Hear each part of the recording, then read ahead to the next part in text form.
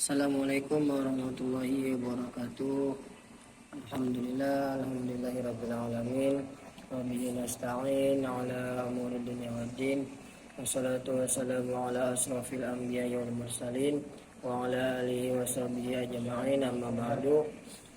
Yang saya hormati dosen pengampu kita, yakni Bapak Riza Zulfahmi, MPD, yang semoga senantiasa selalu Allah berikan kesehatan, lancaran, kemudahan, serta diberikan keselamatan selalu, amin ya Allah ya rabbal alamin.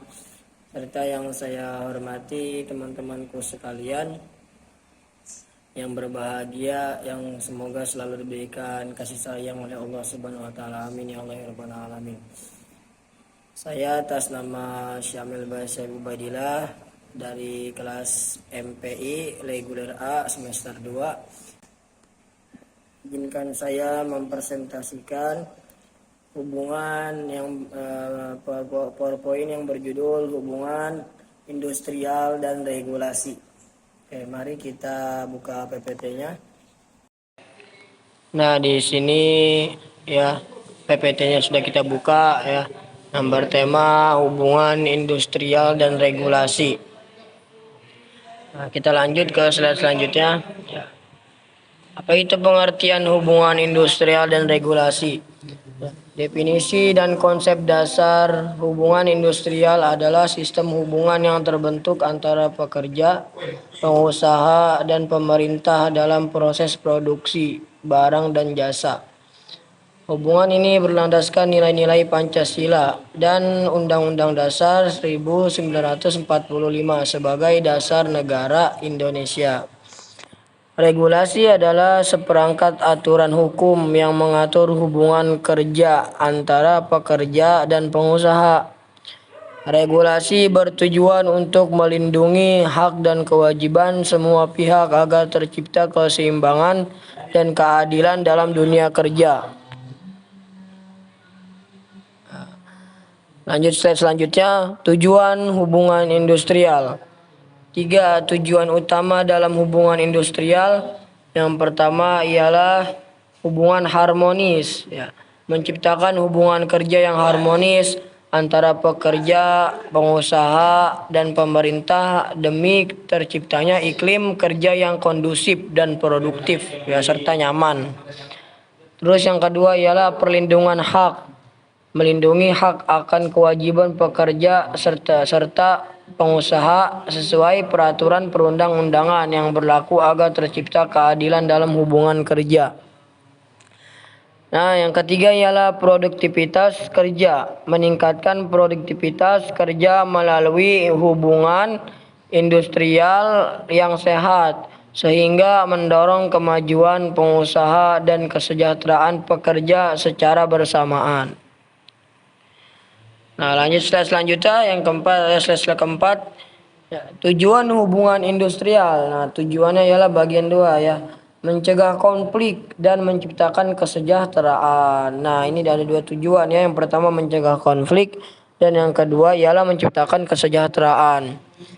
Mencegah perselisihan hubungan kerja melalui komunikasi yang baik antara pekerja dan pengusaha, serta menciptakan kesejahteraan, kenyamanan bagi pekerja dan perusahaan secara berkelanjutan. Kita lanjut ke slide selanjutnya. Unsur-unsur hubungan industrial, ya. 4 elemen utama dalam sistem hubungan industrial, ya. Pengusaha, ya, memberikan pekerjaan kepada pekerja. Nah, membayar upah tepat waktu, ya, tidak ditunda-tunda, serta memenuhi hak-hak pekerja sesuai peraturan ketenaga kerjaan yang berlaku. Nah, itu dia seperti itu. Nah, lanjut slide selanjutnya. Regulasi hubungan industrial di Indonesia. Ya, di negara kita nih. Kerangka hukum yang mengatur hubungan kerja di Indonesia. UU No 13 tahun 2003 dan UU No 2 tahun 2004. UU Ketenagakerjaan mengatur hak dan kewajiban pekerja serta pengusaha. UU No 2 tahun 2004 mengatur penyelesaian perselisihan hubungan industrial secara bipartit, mediasi dan pengadilan. Nah, lanjut selanjutnya. Hak dan kewajiban dalam hubungan industrial. Hak dan kewajiban pekerja serta pengusaha, ya. Hak dan kewajiban pekerja serta pengusaha. Hak pekerja menerima upah yang layak, jaminan keselamatan kerja, jaminan sosial, ya seperti apa BPJS, hak cuti dan istirahat. Nah, yang terakhir ialah hak cuti dan istirahat. Nah, lanjut ke kewajiban pekerja kewajiban pekerja melaksanakan pekerjaan dengan baik.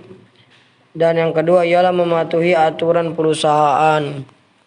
Nah, kewajiban pengusaha, ya, ini kewajiban untuk pengusaha ialah membayar upah tepat waktu dan sesuai ketentuan.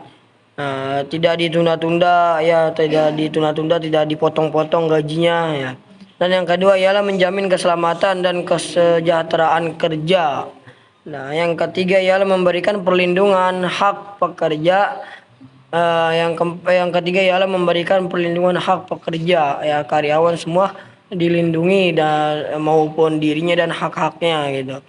Dan yang keempat ialah menyediakan lingkungan kerja yang kondusif, nyaman, ya adem serta baiklah gitu. Nah, lanjut set yang ke-8 ialah penyelesaian dan penyelesaian, ya, yang sering di dunia kerja. Jenis dan metode penyelesaian perselisihan. Jenis perselisihan hak tuh yang pertama. Yang kedua perselisihan kepentingan. Yang ketiga ya perselisihan PHK. Dan yang keempat ialah perselisihan antar serikat kerja. Nah, ini metode penyelesaiannya nih. Apa penyelesaian perselisihan hak, ya, dengan cara bipartit, ya, musyawarah antara pekerja dan pengusaha. Dan yang kedua ialah perselisihan kepentingan.